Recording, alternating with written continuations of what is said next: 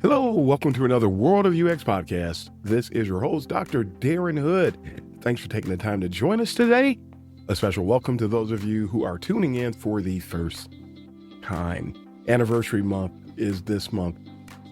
For 6 years now, we've been talking about all things user experience, going well beyond what people would normally hear in UX circles.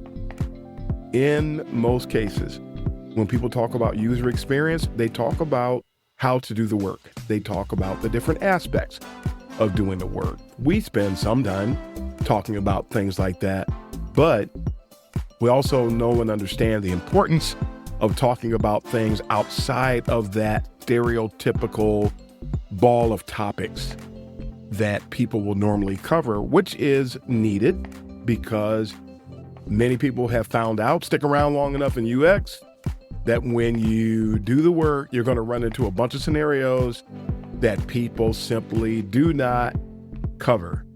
They will not cover it, many people. And so that's why this show is called what it's called, the world of user experience, the world of UX.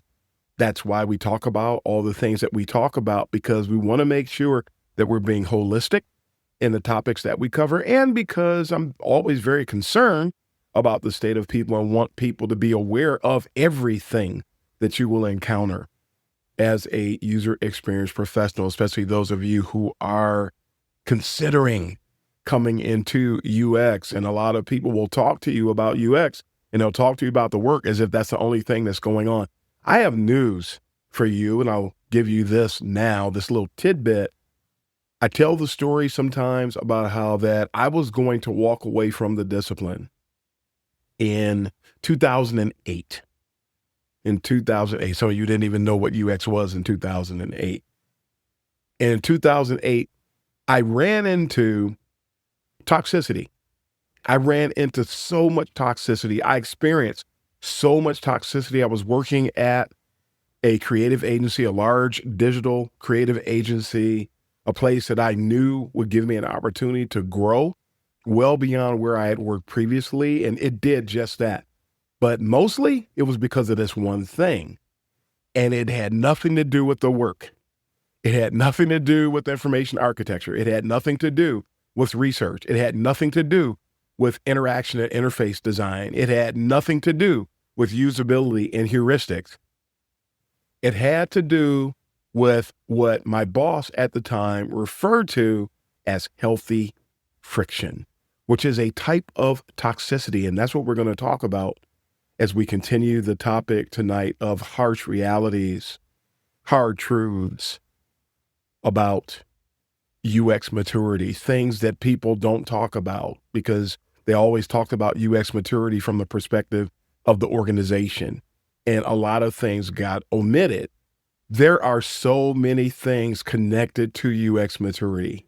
And just like we talked about under the radar, things that are associated with UX maturity, things that go under the radar when people are ambitious, when things do certain things that folks would not normally connect with UX maturity. Yeah, very much so.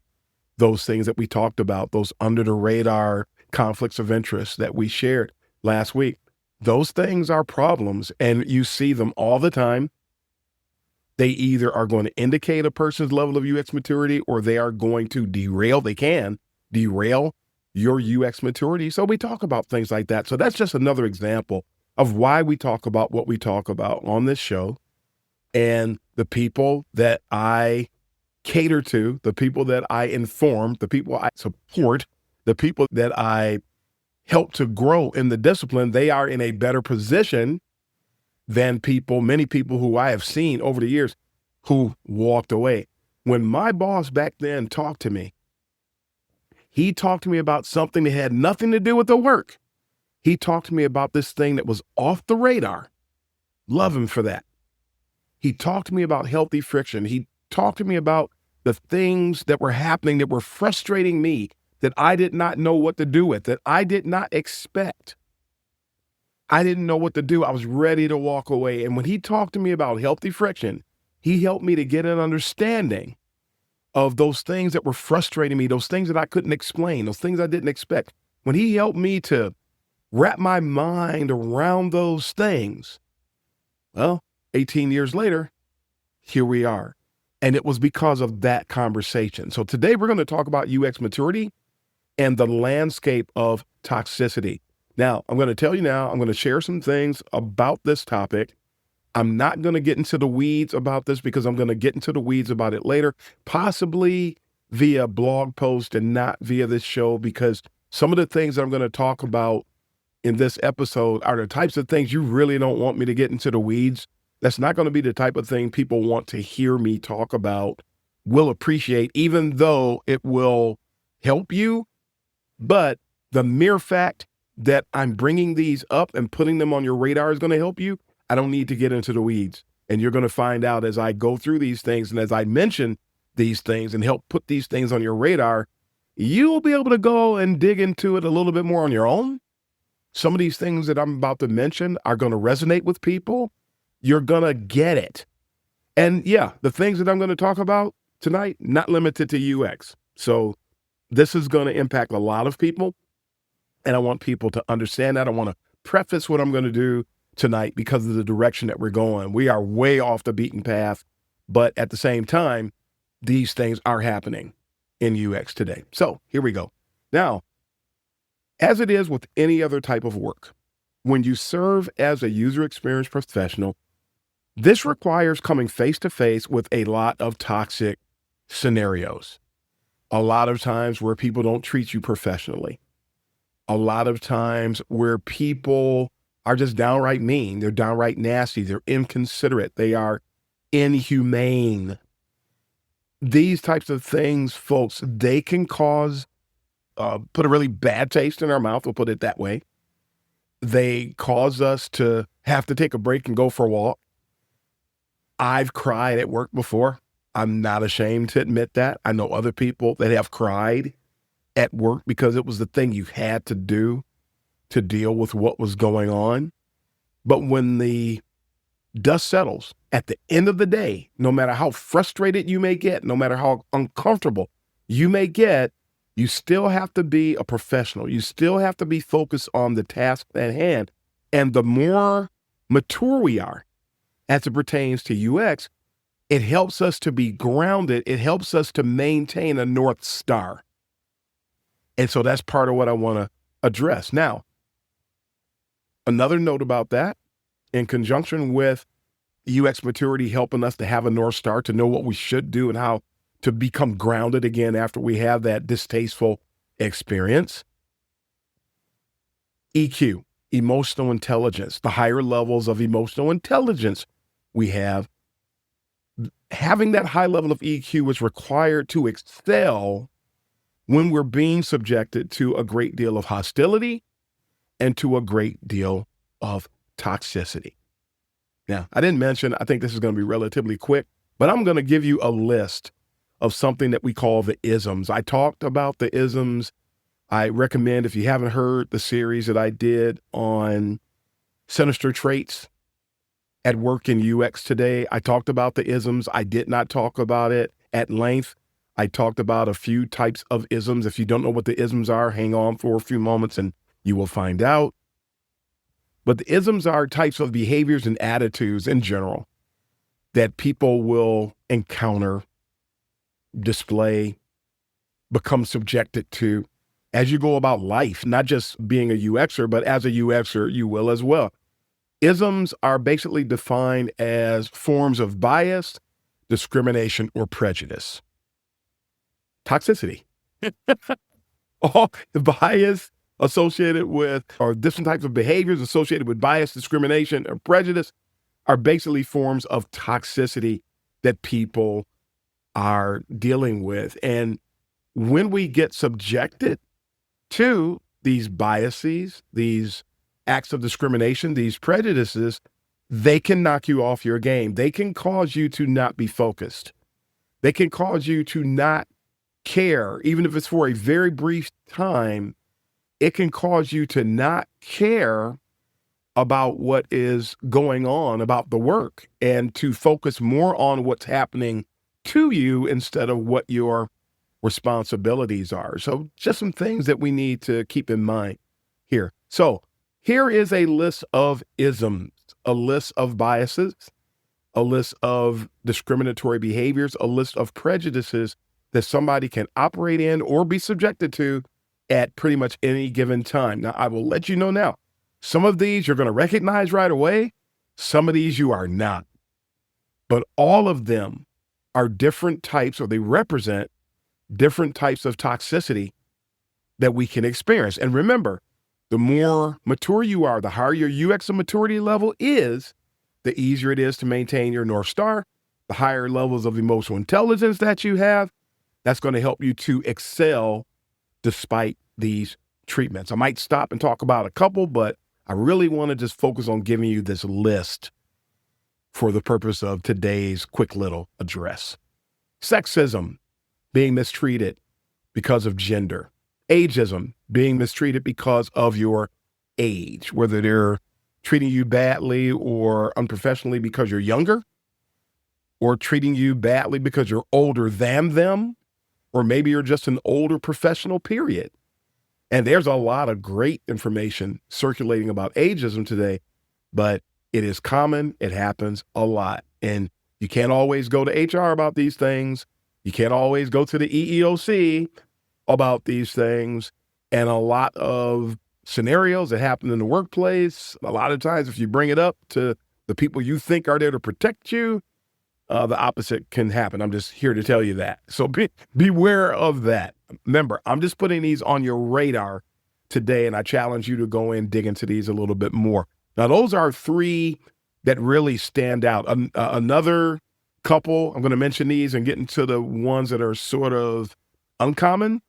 I mentioned sexism, I mentioned ageism, I mentioned racism, nepotism, and cronyism. Nepotism is when people play favorites with family members. Cronyism is when people play favorites with the people that they know, with their friends. They're good old boys, network, good old girls, network. So those are the top five, the common five: sexism, ageism, racism, nepotism, cronyism. You'll see these a lot.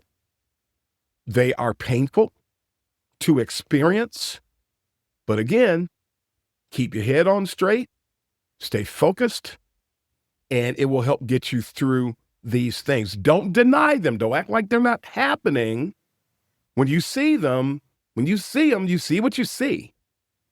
And if you ever have to find somebody to talk to, have some friends, somebody who has some level of wisdom that you can interact with, because you don't want to internalize things when you get frustrated. That's part of how I almost walked away. I was so frustrated. I didn't have anybody to talk to about what was happening to me at work. And back then, might as well give you a little bit of the story. Back then, this is like 2007, 2008. I was at a great company. I had a ball with my UX team. I enjoyed interacting with them. I enjoyed our leadership in that particular place. But even back in 2007, 2008, there was always a group of people who did not know, just like it is today. It's just worse today. But a lot of people who did not know what UX was, who assumed what UX was, and they were extremely violent, emotionally violent towards you. The way that they would say things, the way that they would do things, the way that they would try to commandeer the work. These things are not new, folks. It's been going on for decades now, that people have been reacting and engaging with UX professionals and manifesting these types of traits. And so the toxicity was so high, and I didn't have any answers. But when I had that conversation with my boss, again, as you see, I became grounded, and I began looking at things to help to strengthen who I was and to build relationships to help me manage people who were operating in those certain types of toxicity. And we grew. And do I still get frustrated today? Sure, absolutely. Do people still do some of those things? Are the isms still being pretty much bantied about? Are they things that we're going to run into? Absolutely. Denying that they're there is not going to help you at all. I know people that'll say, well, I'm an optimist. You have some people that'll say that. Telling somebody they're an optimist when they're coming face to face with this stuff is not going to help them. We need to understand what these things are. We need to learn the right behaviors to counter them. We need to learn how to keep our head on straight and be professional even when nobody else is. So, and again, UX maturity and emotional intelligence will help you to get there. So again, but those are the top 5. There's others, right?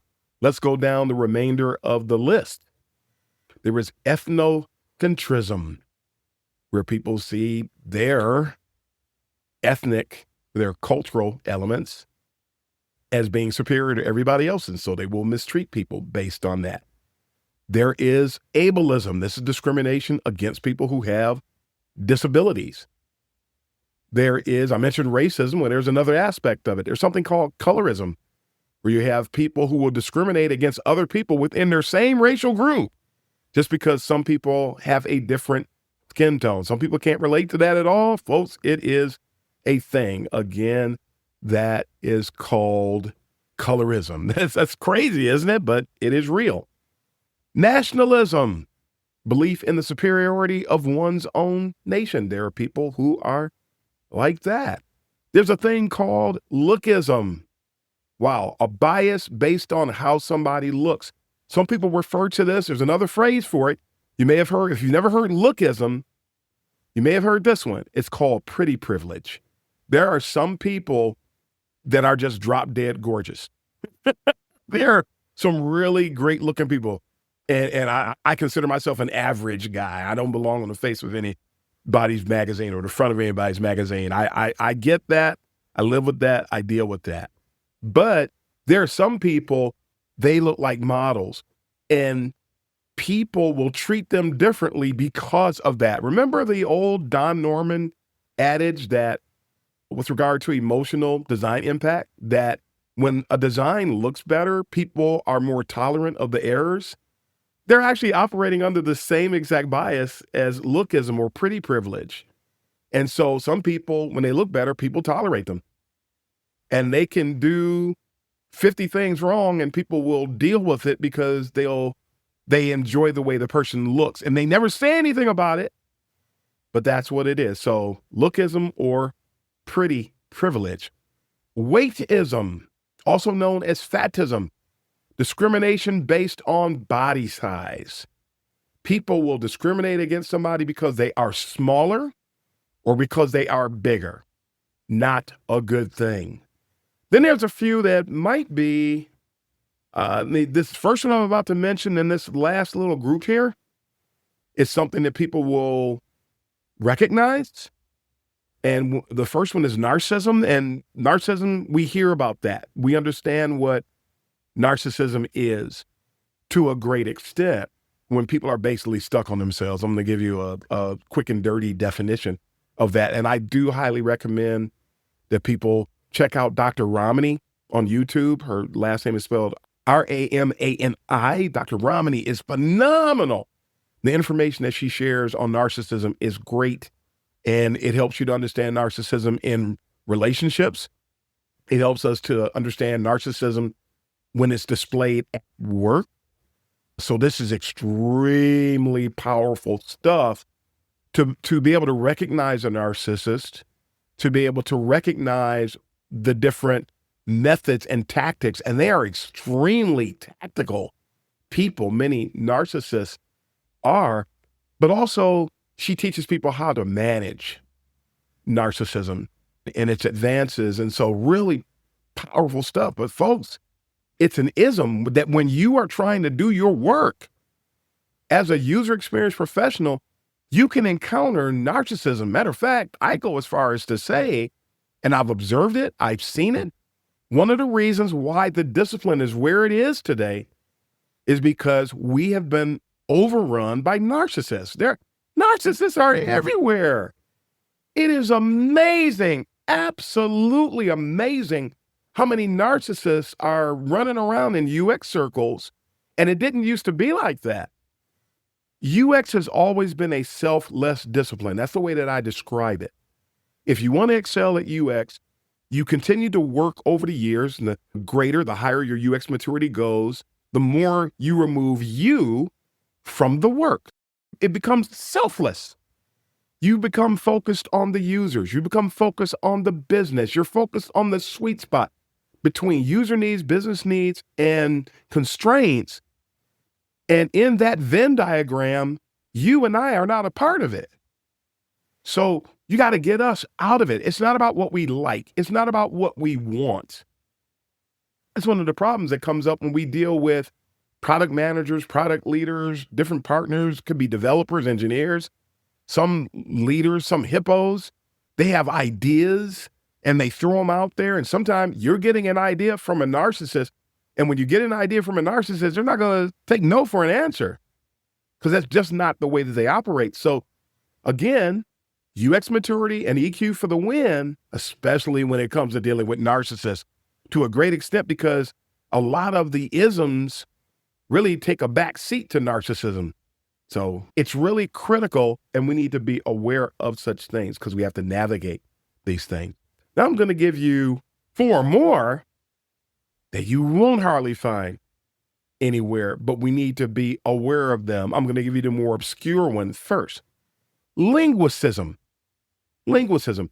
This is discrimination based on the language somebody speaks or the accent that they have.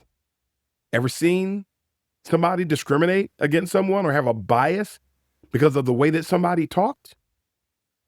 It's amazing, very close to racism, but not quite racism. It just has to do with when you hear the person, when somebody hears a person speak and then they begin to treat them differently because of the way that they hear them speak. Never heard of that one before, have you? But you've seen it, haven't you? Really something. Another one, this one, I had a hard time finding information about this, but I know it to be true. Inhumanism. Inhumanism. It's when somebody operates in a way that they no longer recognize, do not care about the human condition, the human state. This one is critical because when somebody operates in inhumanism, it's at that stage that they stop empathizing, true empathy. They stop being concerned about what someone else wants. They stop being concerned about what someone else needs. Folks, this goes well beyond doing the work. Inhumanism comes into play the way that we interact with one another as people on UX teams, the way that we interact with our stakeholders, the way they interact with us, the way we engage with leadership, the way that leadership engages with us. Inhumanism is a huge part of that. And when somebody is operating under that bias with regard to that discrimination, with regard to that prejudice, with regard to that flat out ignorance, where they are no longer being considerate about the human condition, now you've got a toxic relationship. Now you've got toxic elements that are at work. And when it happens, we become uncomfortable. You do not have a proper work-life balance when things start to take on an inhuman type of an environment. So again, you haven't heard the word, but you've seen it before, haven't you? Really, really something. And again, high levels of EQ, high levels of UX maturity will help you to become grounded or maintain being grounded and help you to maintain focus on the North Star to get things done and not get overwhelmed by or swallowed up by what someone has done. Another one of the obscure ones here, you're not going to find this one, I don't think, anywhere either. Entitlism.